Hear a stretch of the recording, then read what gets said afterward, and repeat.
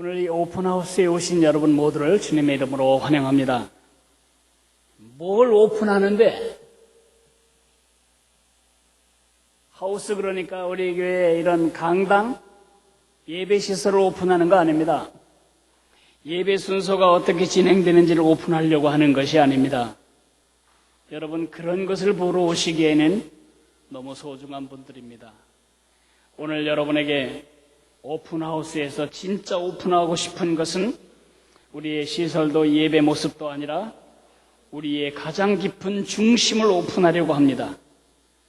제가 1972년에 교회란 데 처음 나왔을 때에 가시방석이었습니다. 분명히 한국 사람들이 모였는데 내가 아는 말이 별로 없습니다. 내가 알 수 없는 말들을 가지고 자기들끼리 노래도 하고 말도 하는데 와닿지 않았습니다.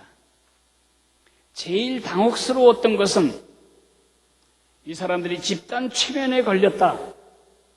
마치 예수님이 진짜 이 자리에 살아있는 것처럼 2000년 전에 죽은 그 사건을 알겠는데 그 예수가 지금도 살아있는 것을 전제하고 드리는 노래, 그 예수가 살아있다고 전제하고 그 예수님께 드리는 기도, 그 예수님이 살아계신 것처럼 말하는 목사님의 설교, 이 대목이 제게는 매우 생소하고 와닿지가 않았었습니다. 세월이 40년이 지났네요. 이젠 제가 그 이야기를 설명할 차례가 되었습니다. 오늘 저와 같은 느낌으로 앉아 계신 분이 계시다면 진짜 잘 오신 겁니다. 제가 오늘 여러분에게 제 속 가장 깊은 곳, 제 모든 삶의 핵심이며 제 모든 삶의 전제를 여러분 앞에 공개하려고 합니다. 이것을 공개하기 전에 몇 개의 딜레마를 보도록 하겠습니다. 첫째는 주의 딜레마입니다. 여러분이 저 주의 입장이라면 얼마나 답답하고 얼마나 민망하고 이러지도 못하고 저러지도 못하고 이 순간 여러분은 얼마나 절망스러울까요? 고양이가 있는 한 저 쥐는 살아도 산 것이 아닙니다. 또 다른 딜레마가 있습니다.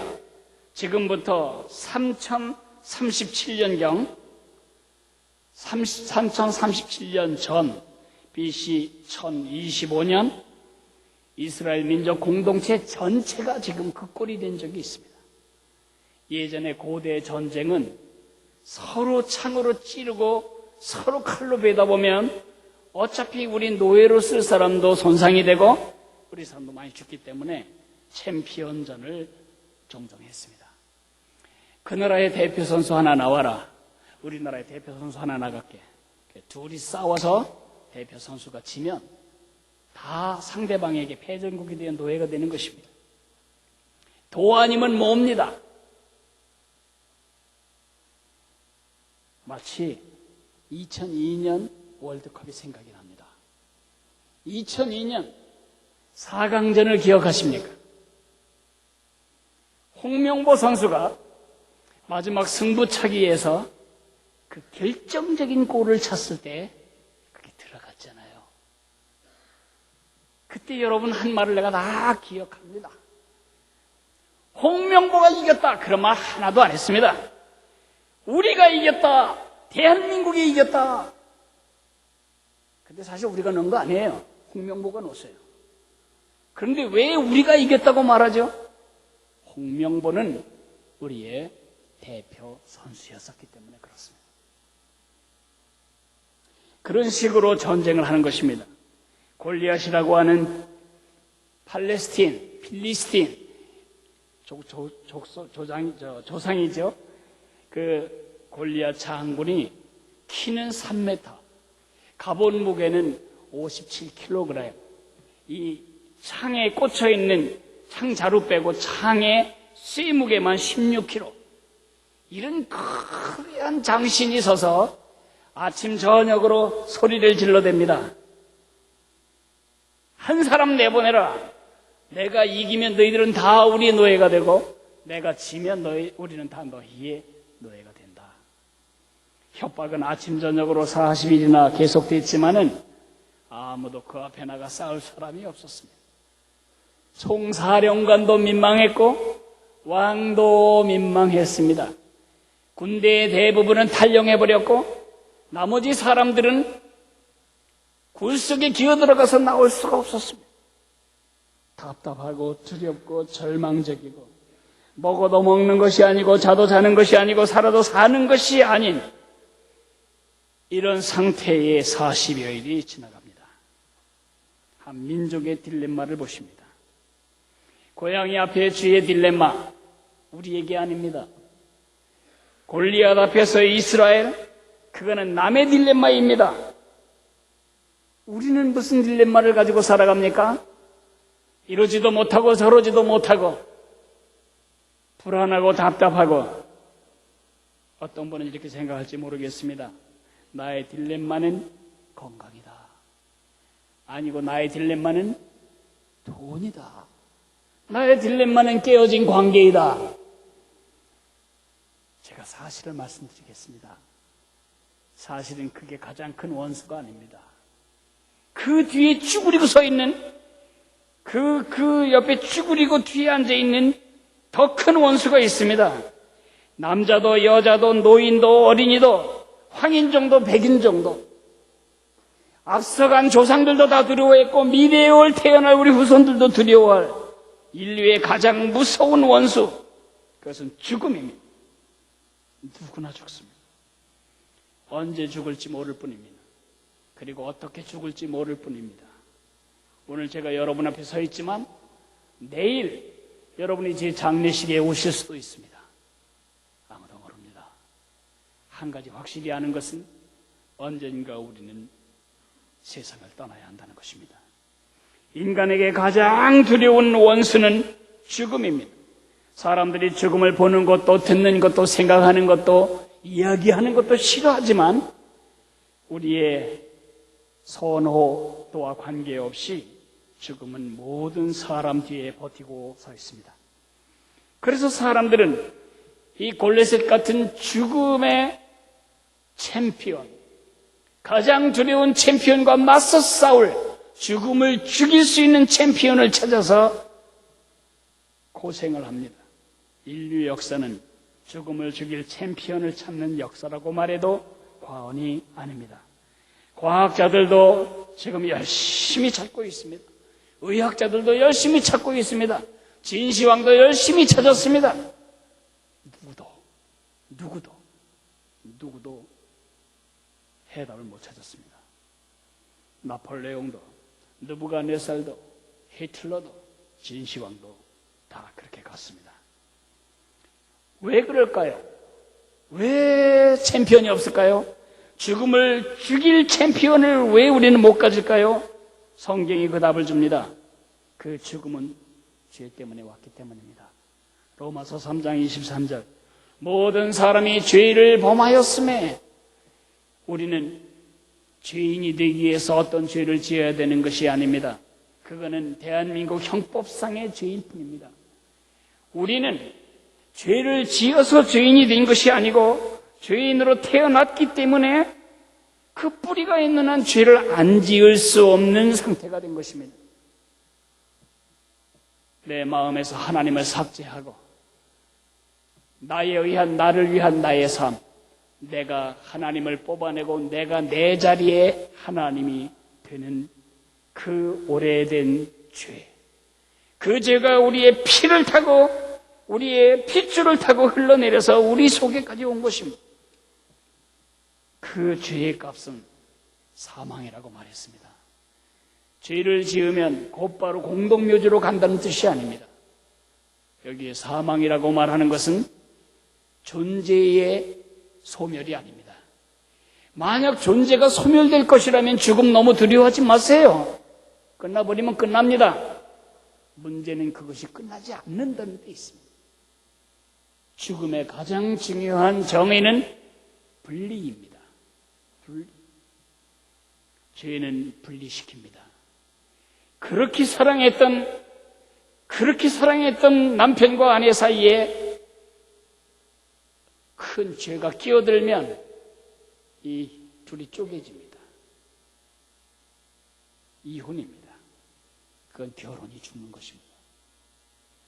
그렇게 좋은 친구 사이에 죄가 끼어들면 우정이 깨집니다.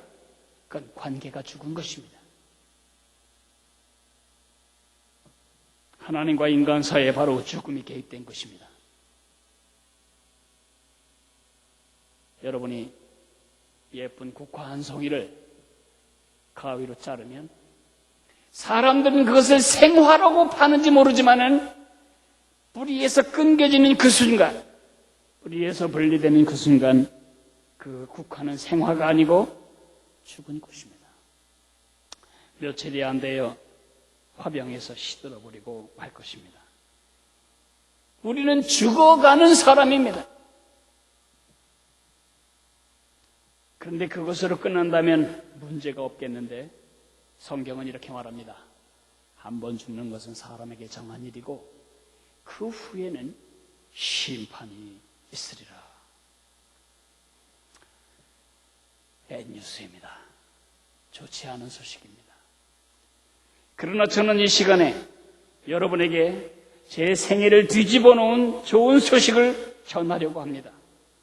다윗이 골리앗의 머리를 잘라내듯이 죽음과 맞붙어 싸워 죽음의 목을 잘라버린 챔피언이 있다는 겁니다. 그 챔피언의 이야기를 지금 제가 여러분에게 읽어드리려고 합니다. 이것은 집단 최면이 아닙니다. 그렇게 생각을 자꾸 하니까 그런 일이 벌어진 것이 아닙니다. 이 성경에 그 챔피언에 관한 이야기가 기록되어 있어서 제가 여러분에게 읽어드릴 겁니다. 누가복음 23장 50절부터 24장 35절까지를 제가 읽어드리겠습니다. 공회 회원으로 선하고 의로운 요셉이라 하는 사람이 있으니 그들의 결의와 행사에 찬성하지 아니한 자라. 그는 유대인의 동네 아리마대 사람이요 하나님의 나라를 기다리는 자라. 그가 빌라도에게 가서 예수의 시체를 달라 하여 이를 내려 세마포로 싸고 아직 사람을 장사한 일이 없는 바위의 판 무덤에 넣어두니 이날은 준비일이요 안식일이 거의 되었더라. 갈릴리에서 예수와 함께 온 여자들이 뒤를 따라 그 무덤과 그의 시체를 어떻게 두었는지를 보고 돌아가 향품과 향유를 준비하더라. 계명을 따라 안식일에 쉬더라. 안식 후 첫날 새벽에 이 여자들이 그 준비한 향품을 가지고 무덤에 가서 돌이 무덤에서 굴려 옮겨진 것을 보고 들어가니 주 예수의 시체가 보이지 아니하더라. 이로 인하여 근심할 때에 문득 찬란한 옷을 입은 두 사람이 곁에 섰는지라. 여자들이 두려워 얼굴을 땅에 대니 두 사람이 이르되 어찌하여 살아있는 자를 죽은 자 가운데서 찾느냐? 여기 계시지 않고 살아나셨느니라. 갈릴리에 계실 때에 너희에게 어떻게 말씀하셨는지를 기억하라. 이르시기를 인자가 죄인의 손에 넘겨져 십자가에 못 박히고 제3일에 다시 살아나야 하리라 하셨느니라 한데 그들이 예수의 말씀을 기억하고 무덤에서 돌아가 이 모든 것을 11사도와 다른 모든 이에게 알리니 이 여자들은 막달라 마리아와 요한나와 야고보의 모친 마리아라. 또 그들과 함께한 다른 여자들도 이것을 사도들에게 알리니라. 사도들은 그들의 말이 허탄한 듯 들려 믿지 아니하나 베드로는 일어나 무덤에 달려가서 구부려 들여다보니 세마포만 보이는지라. 그 된 일을 놀랍게 여기며 집으로 돌아가니라. 그날에 그들 중 12 제자 중 둘이 예루살렘에서 아닙니다. 예수님의 제자들 중에 둘이 예루살렘에서 20일이 되는 엠마오라 하는 마을로 가면서 이 모든 된 일을 서로 이야기하더라. 그들이 서로 이야기하며 문의할 때에 예수께서 가까이 이르러 그들과 동행하시나 그들의 눈이 가리어져서 그인 줄 알아보지 못하거늘 예수께서 이르시되 너희가 길 가면서 서로 주고받는 이 이야기가 무엇이냐 하시니 두 사람이 슬픈 빛을 띠고 머물러 서더라. 그 한 사람인 글로바라 하는 자가 대답하여 이르되 당신이 예루살렘에 체류하면서도 요즘 거기서 된 일을 혼자만 알지 못하느냐? 이르시되 무슨 일이냐? 이르되 나사렛 예수의 일이니 그는 하나님과 모든 백성 앞에서 말과 일에 능하신 선지자이거늘 우리 대제사장들과 관리들이 사형 판결에 넘겨주어 십자가에 못 박았느니라. 우리는 이 사람이 이스라엘 족속을 속량할 자라고 바랐노라. 이뿐 아니라 이 일이 일어난 지가 사흘째요. 또한 우리 중에 어떤 여자들이 우리로 놀라게 하였으니 이는 그들이 새벽에 무덤에 갔다가 그의 시체는 보지 못하고 와서 그가 살아나셨다 하는 천사들의 나타남을 보았다 함이라. 또 우리와 함께 한 자 중에 두어 사람이 무덤에 가 과연 여자들이 말한 바와 같음을 보았으나 예수는 보지 못하였느니라 하거늘 이르시되 미련하고 선지자들이 말한 모든 것을 마음에 더디 믿는 자들이여 그리스도가 이런 고난을 받고 자기의 영광에 들어가야 할 것이 아니냐 하시고 이에 모세와 모든 선지자의 글로 시작하여 모든 성경에 쓴 바 자기에 관한 것을 자세히 설명하니라. 그들이 가는 마을에 가까이 가매 예수는 더 가려 하는 것 같이 하시니 그들이 강권하여 이르되 우리와 함께 유하사이다. 때가 저물어가고 날이 이미 기울었나이다 하니 이에 그들과 함께 유하러 들어가시니라. 그들과 함께 음식 잡수실 때에 떡을 가져다 축사하시고 떼어 그들에게 주시니 그들이 눈이 밝아져 그인 줄 알아보더니 예수는 그들에게 보이지 아니하시는지라. 그들이 서로 말하되 그래서 우리에게 말씀하시고 우리에게 성경을 풀어주실 때에 우리 속에서 마음이 뜨겁지 아니하냐 하더냐 하고 곧 그때로 일어나 예루살렘에 돌아가 보니 11 제자 및 그들과 함께 한 자들이 모여 앉아 말하기를 주께서 과연 살아나시고 시몬에게 보이셨다 하는지라. 두 사람도 길에서 된 일과 예수께서 떡을 떼심으로 자기들에게 알려주신 것을 말하더라. 오전 9시 예수님은 십자가에 못 박히셨습니다. 오후 3시 완전히 죽었습니다. 예수님이 돌아가시고 아리마대 사람 요셉이라는 사람이 빌라도에게 가서 예수의 시체를 자기가 장사 지낼 테니 좀 시체를 장사할 수 있도록 허락해달라고 말합니다. 빌라도는 말합니다. 가서 살았으면 다리를 꺾고 죽었으면 내려서 장사하게 하라. 예수님은 이미 돌아가셨습니다. 그래서 다리를 꺾지 않았습니다. 그는 자기가 죽으면 묻힐 바위를 판 무덤 속에 예수의 시체를 갖다가 안치합니다. 이제 안식일이 시작되기 때문에 장례를 할 수가 없습니다. 안식일이 지난 이른 아침 막달라 마리아, 야고보의 어머니 마리아, 살로메 같은 여자들이 향품을 준비하고 어제 예수님의 시체를 안치했던 바로 그 돌무덤으로 가면서 걱정합니다. 그 육중한 돌덩이를 어떻게 우리가 옮기지? 가냘픈 여자 셋이 어떻게 그 무덤 문을 열지? 그러나 무덤에 도착했을 때 그 큰 돌은 이미 굴려져 있었습니다. 믿을 수 없는 일입니다. 이 바리새인들과 종교 지도자들은 빌라도에게 와서 말합니다. 이 자가 평소에 말하기를 죽은 다음에 다시 살아난다고 말했으니 그 시체를 제자들이 훔쳐다가 놓고 살아났다고 거짓말할 우려가 있으니 로마 병사들을 풀어서 거기를 지켜줬으면 좋겠습니다. 그러자 빌라도가 말합니다. 너희의 성전 경비병이 있으니 그들로 지키게 하라. 성전 경비병들은 지도자들과 함께 와서 예수를 담아놓은 그 무덤의 돌문을 막고 그것을 인봉합니다. 밀랍으로 인봉해놓고 아무도 그들의 허락이 없이 열지 못하도록 하고 경비병이 지킵니다. 그러나 경비병은 혼비백산 나가 자빠져 있고 큰 돌은 이미 굴려져 있었습니다. 들어가서 무덤을 보니 시체가 없어진 것입니다. 희한한 것은 그를 불들 말아 쌌던 흰 천이 그 자리에 있고 몸만 없어진 것입니다. 여자들은 근심하기 시작합니다. 또 무슨 짓을 하려고 시체를 없앴나. 그런데 그 근심하는 여자들에게 천사 둘이 나타나서 말합니다.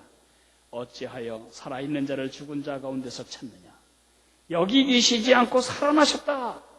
살아계실 때 이미 여러 번 말씀하지 않으셨냐.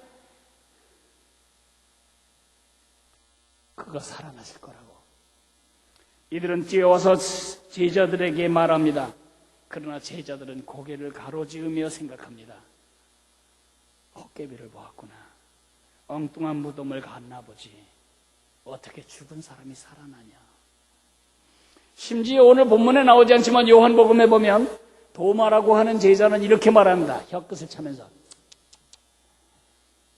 예수의 구멍 뚫린 손에 내 손가락을 집어넣고 예수의 창자국 난 그 옆구리에 내 손가락을 집어넣지 않는 한 나를 믿지 않겠다. 그럴 때 예수님이 나타나셔서 여기 구멍에 넣어보거라. 보라, 나는 육체로, 환상이나 환각이 아니고 육체로 너희 중에 있다. 오늘 본문에만 있는, 누가복음에만 있는 이야기는 엠마오로 가는 제자들입니다. 너무 실망을 해서 갑니다. 예수를 따라가면 예수가 이제 곧 거사를 행할 것이고 로마 총독부를 쳐부수고 세계적인 그리스도의 왕국을 세울 때 자기들은 도지사 한 자리는 차지할 거라고 생각했는데 어이없이 십자가에서 죽이는데도 반응 한 번 못하고 안 하고 죽는 겁니다. 그런데 더 싱숭생숭한 것은 여자들이 무덤에 갔더니 시체가 없어졌다는 것입니다. 그리고 천사들이 나타나서 다시 살아났다는 말을 들었다는 것입니다. 이들은 고개를 흔들며 쓸데없는 일이라고 생각합니다. 그때 예수님이 그들과 동행하며 구약성경 전체를 훑어가며 모세오경과 선지서, 구약성경 전체가 말한 메시아가 고난을 받으시고 3일 만에 다시 살아나야 할 것을 설명해 줄 때 이들의 마음이 뜨거웠습니다. 저녁 때 되어 식사할 때가 되어서야 바로 자기들과 함께 동행했던 그 사람이 예수님이라는 것을 알게 됩니다. 어쨌든 성경은 이렇게 말합니다. 그는 성경대로 우리 죄를 위하여 죽으시고 장사 지낸 바 되었다가 성경대로 3일 만에 다시 살아나셨다. 이런 생각이 드십니까? 좋지. 너희들은 그렇게 믿지. 양 목사 당신은 그렇게 믿지. 나는 아니야. 그 2000년의 그 부활 사건과 지금 2012년 10월 28일 오전 12시 7분에 있는 우리와 뭔 상관이 있어? 그게 어떻게 나하고 연결이 되는데 그것이 연결이 안 된다면 저는 이 시간에 쓸데없는 짓을 하고 있는 것입니다. 그 예수님이 살아있지 않는데 내가 살아있는 분으로 존재한다면 저는 정신병자거나 사기꾼이거나 저는 바보 천치입니다. 예수님이 살아계시기에 오늘 제가 이 자리에 있습니다. 저는 제가 이 세상에 할 수 있는 여러 가지 많은 가능성 중에 이 예수 살아계심의 정리되기로 작정하고 온 집의 핍박을 견뎌가며 여기까지 왔습니다. 제 인격과 제 생명을 걸고 여러분에게 두 가지를 증언합니다. 예수님의 살아계심은 우리 믿음의 기초입니다. 크리스천은 예수님의 사랑의 정신을 믿는 게 아닙니다. 네 이웃을 내 몸처럼 사랑해라. 그거 따르는 사람이 아닙니다. 우리는 예수님의 도덕적인 삶에 대한 교훈을 믿는 게 아닙니다. 살인하지 말아라, 간음하지 말아라, 도둑질하지 말아라, 거짓 증거하지 말아라, 탐내지 말아라. 그 계율 지키는 사람이 아닙니다. 만약 그런 거라면 저는 바로 이 자리에서 예수 믿는 삶을 그만두겠습니다. 저는 예수님의 정신이나 예수님의 교훈을 믿는 게 아니고 지금 살아서 내 말에 귀를 기울일 수도 있고 들을 수도 있고 내 상황을 보실 수도 있고 내 상황에 개입하실 수 있는 살아계신 예수님을 믿는 것입니다. 오늘 아침에도 나는 예수님께 같이 대화하고 그분과 단독 인터뷰를 하고 이 자리에 왔습니다. 이 순간에도 예수님은 내 안에서 제 음성과 제 지성을 사용해서 그의 살아계심을 여러분에게 설명하고 있습니다. 제가 제일 존경하는 어른은 세종대왕입니다. 저는 세종대왕처럼 살다 죽고 싶습니다. 그런 어진 임금님, 그런 지혜로운 임금님, 그분이 눈병 나며 만들어준 한글 때문에 저는 오늘도 성경도 읽을 수 있습니다. 그분이 아니면 저 교육학 박사 못했습니다. 그분이 아니면 저는 제 이름도 쓸 줄 몰랐을 것입니다. 그분은 참 어지신 분입니다. 10,000원짜리 돈에도 그분의 얼굴이 있습니다. 저는 예수님이 우리 시계를 거꾸로 돌리면 반드시 어느 시점에 살아계셨던 역사적인 인물인 사실을 조금도 의심하지 않습니다. 그런데 단 한 번도 돈 떨어졌을 때 이 10,000원짜리 주인공이신 그와 함께 세종대왕님, 저 지금 돈이 떨어졌습니다, 부탁한 적이 없습니다. 단 한 번도 제가 실망스러울 때 전하 통초하시옵소서 그렇게 한 적이 없습니다. 그 세종대왕의 성품과 업적과 영향을 내가 믿는데, 그분이 역사적인 인물이라는 사실도 믿는데 왜 그분에게 기도 안 하지요? 그분이 여주에 있는 그의 무덤에 안장되어 계시기 때문입니다. 그럼 예수님께 왜 기도하냐? 살아있기 때문에 기도하는 것입니다. 어떻게 예수가 살아있냐? 부활하신 예수님은 이 땅에 40일 동안을 계시다가 승천하십니다. 그걸 제자들이 다 본 것입니다. 그리고 11호 오순절에 그분은 성령으로 이 땅에 오셨습니다. 그분의 약속대로 시간과 공간의 제약을 받지 않는 영으로 오신 예수님이 성경을 통해, 교회를 통해 지금도 사람들의 마음을 두드리고 마음을 여는 사람 속에 들어가서 같이 거하십니다. 그래서 저는 예수의 교훈을 따르는 사람이 아니고 예수의 생명을 모신 사람들입니다. 예수님은 십자가에 죽을 정도로 여러분을 사랑하시고 죽음을 이기실 정도로 권능이 있으십니다. 그러므로 그의 부활은 저에게 치명적인 연결이 됩니다. 두 번째, 우리의 소망의 기초입니다. 고린도전서 15장 20절에 그리스도께서 죽은 자 가운데서 다시 살아나사 잠자는 자들의 첫 열매가 되셨다고 말하고 있습니다. 첫 열매. 제가 과수원집 아들로서 여러분에게 할 말이 있습니다. 복숭아를 키워보니까 그러하대요. 이게 홍도복숭아인지 천도복숭아인지 백도복숭아인지 황도복숭아인지 개복숭아인지 알 수가 없어요. 꽃도 똑같아요. 복숭아꽃, 살구꽃, 아기 진달래 그 복숭아꽃, 개복사도 똑같아요. 껍데기 빼고 씨 빼면 먹을 것도 없는 개복숭아도 꽃은 똑같아요. 몰라요. 이파리도 똑같아요. 줄기도 똑같아요.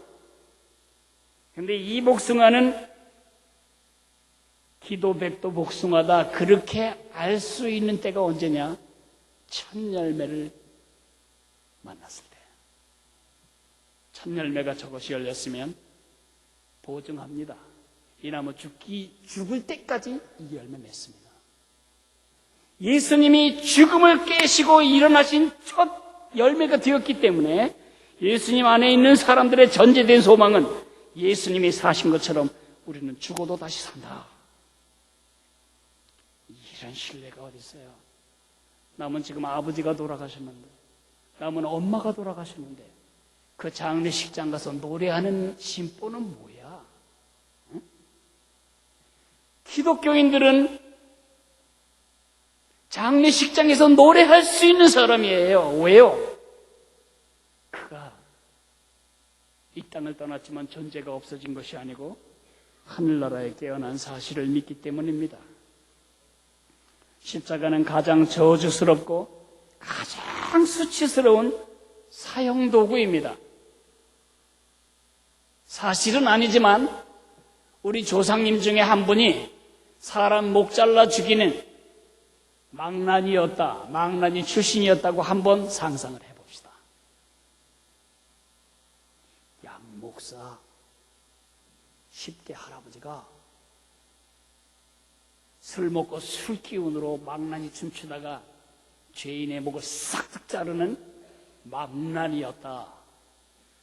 그 그러면 저는 그 사실이 알려지지 않도록 족보에서 그거 다 지워내고 그런 게 기록이 있으면 다 소멸하게 노력할 겁니다.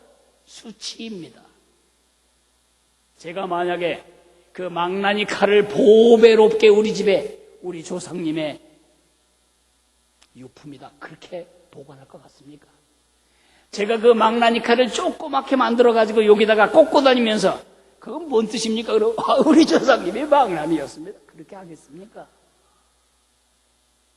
제 아내에게 그 망나니 칼을 목줄 말고 목걸이로 만들어서 주면서 여보 이거 영광이야 그렇게 하겠습니까? 십자가는 망나니 칼에 천배 만배 부끄러운 죽음입니다. 그런데 왜 교인들은 그거를 목에 걸고 옷에 붙이고 벽에 붙이고 이렇게 소중하게 생각할까요? 마치 다윗이 골리앗의 칼을 자기 돌에 맞아 넘어간 골리앗의 칼을 빼서 골리앗의 머리를 자른 그 칼처럼 저 십자가는 죽음의 목을 베어버린 하나님의 칼이기 때문에 그렇습니다.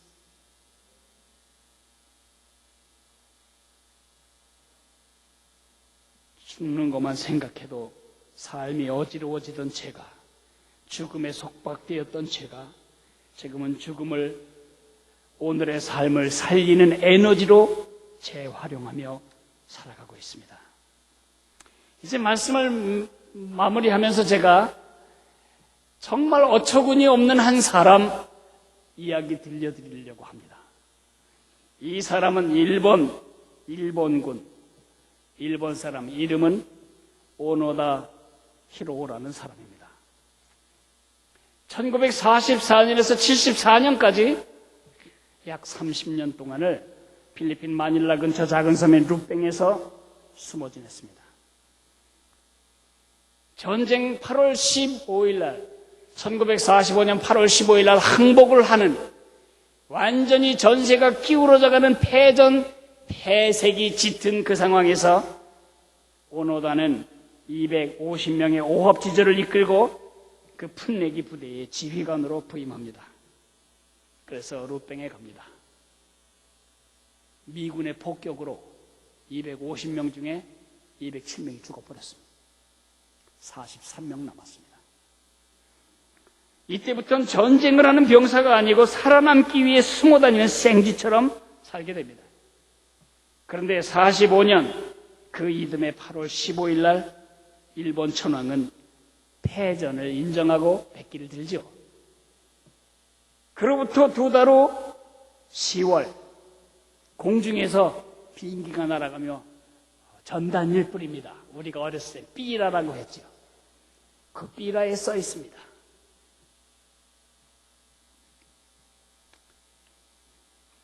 전쟁이 끝났으니 일본군은 투항하라. 그러나 오노다는 거기에 가르쳤습니다. 속임수야, 속임수. 투항하고 나면 다 쏴 죽이려고 그러는 거예요. 그의 12월에도 같은 내용의 전단을 그는 줬습니다. 그걸 보고는 나머지 43명 중에 39명이 우리는 이걸 믿겠습니다. 그리고 나가버렸습니다. 그런데 충성스러운 이 4사람은 이러한 걸 이건 속임수다. 가면 죽는다. 안 나갔습니다. 그 다음에 1946년 4월에 이미 투항하고 자유를 맛봤던 39명의 부대원들이 섬 전체를 다니며 소리를 지릅니다. 오노다 어디 있냐? 나와라. 전쟁이 끝났다. 어서 나와라. 하루빨리 일본으로 돌아가자. 그러나 오노다는 생각했습니다. 이건 미군 놈들의 흉계다. 이번에는 오노다의 가족과 그 가족 전체가 가족 사진이 다 들어있는 그런 편지, 그 전단을 뿌리면서 돌아오라고 부르짖었습니다. 그러나 오노다는 이렇게 생각했습니다. 우리 가족을 이놈들이 다 붙잡고 지금 총겨누고 받아 쓰게 했구나. 안 믿었습니다. 일본은 심지어 필리핀 주재 일본 대사관의 이름으로 편지함을 설치합니다. 그리고 거기에 일본 신문하고 전단지를 놓둡니다. 그럴수록 이 사람의 마음은 더 다쳐만 갑니다. 함정이다. 아주 진짜 미국놈다운 함정이고만 믿지 않았습니다. 1965년 근 20년이 지나서 이 사람은 마을 원주민으로부터 라디오 하나를 약탈해서 직접 듣습니다. 전쟁이 끝났다는 거, 일본이 졌다는 것을 알게 되지만 돌아오기를 거절합니다. 그러자 가족들과 고등학교 동창생들까지 다 동원이 되어 오노다 구출 대책본부를 설치하고 그 섬에 돌아다니며 교가를 불러댑니다. 고등학교 교가를 불러댑니다. 오노다 일본에서 형님 누나가 오셨다. 우리 앞에 모습을 좀 나타내라. 거절했습니다. 그리고 16개월 동안 종족을 감춘 다음에 어처구니 없게도 예 상관이 전해준 패전했으니 귀국하라. 그 말을 듣고 그는 귀국을 하게 됩니다. 30년이 걸렸습니다. 오노다는 이런 도피 행각을 벌리면서 루뱅섬 원주민들을 수없이 죽였습니다. 심지어는 한 마을을 다 불사질러 버렸습니다. 토막살인을 내는 짓을 했습니다. 사실 전범으로 그는 일본에 가서 죽으면 안 될 사람이었죠. 그러나 일본의 경제력 앞에 필리핀은 무죄 석방을 하고 맙니다. 일본은 깃발을 들고 조국의 영웅으로 그를 추대한 우파 사람들이 가장 존경하는 민족 영웅 중에 하나가 되었습니다. 왜 그는 30년의 삶을 자신과 남의 삶을 해치며 살았을까요? 첫째는 패전 소식을 듣지 못했기 때문이고요. 패전 소식을 들은 다음에도 그가 그런 황폐한 삶을 살았던 이유가 뭘까요? 믿지 않았기 때문입니다. 저는 오늘 제 인격과 제 삶과 제 명예, 제 인생을 걸어놓고 여러분에게 죽음의 패전 소식을 전했습니다. 죽음은 끝났습니다. 예수님이 죽음을 끝내기 위해서 십자가에 죽으셨고 다시 살아나셨습니다. 이제 두 번째 몫은 여러분 몫입니다. 오노다처럼 이건 체면이다, 이거 웃기는 얘기다, 그렇게 하며 계속해서 죽음의 노예로 계속 전진하시겠습니까? 믿으십시오. 믿으십시오.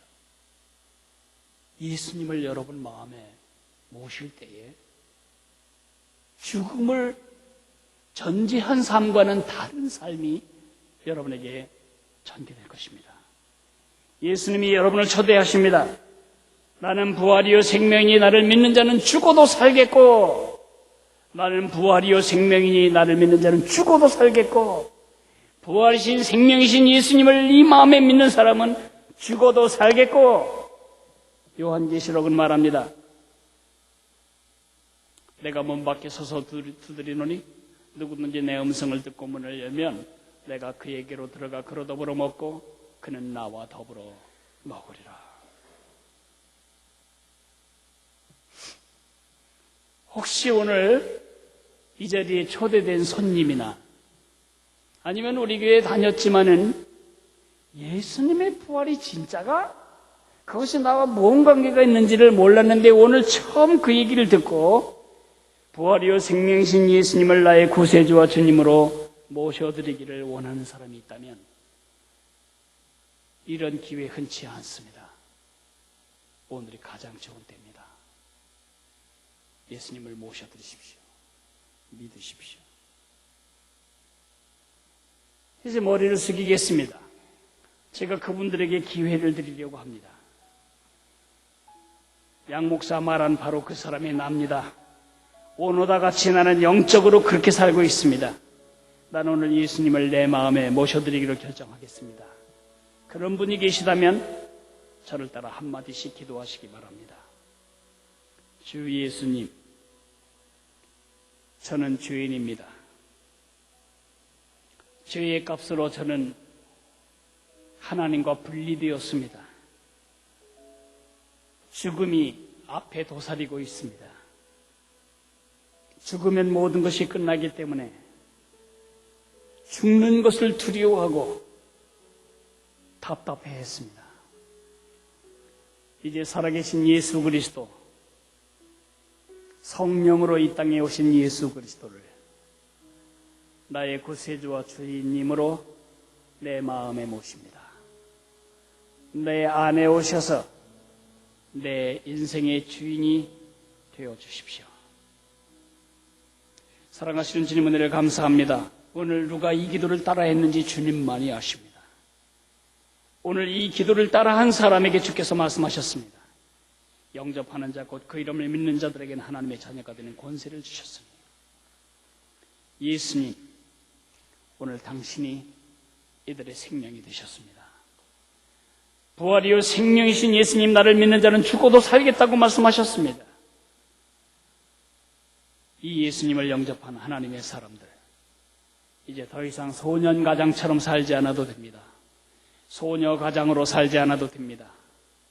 예수님이 아버지가 되고 형님이 되고 오라버니가 되고 예수님이 재정보증인이 되고 예수님이 주치의가 되고 예수님이 보호자가 되고 예수님이 산성이 되고 요새가 되는 삶이 시작되었기 때문입니다. 저는 감사합니다. 이미 예수님을 영접한 사람들, 이 부활의 확신을 가지고 힘들고 어려운 삶을 힘차게 이겨나가도록 복을 주옵소서. 살아계신 예수님이 죽어버리게나 한 것처럼 현실에 매몰되어